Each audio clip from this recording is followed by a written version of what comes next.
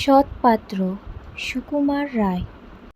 শুনতে পেলাম পোস্তা গিয়ে তোমার নাকি মেয়ের বিয়ে। গঙ্গারামকে পাত্র পেলে জানতে চাও সে কেমন ছেলে। মন্দ নয় সে পাত্র ভালো, রং যদিও বেজায় কালো। তার উপরে মুখের গঠন অনেকটা ঠিক পেঁচার মতন। বিদ্যে বুদ্ধি বলছি মশাই, ধন্যী ছেলের অধ্যবসায়।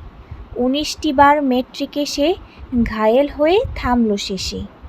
বিষয় আশয় গরিব বেজায়, কষ্টে সৃষ্টে দিন চলে যায়।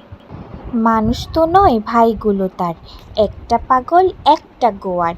আরেকটি সে তৈরি ছেলে, জাল করে নোট গেছেন জেলে। কনিষ্ঠটি তবলা বাজায়, যাত্রা দলে 5 টাকা পায়।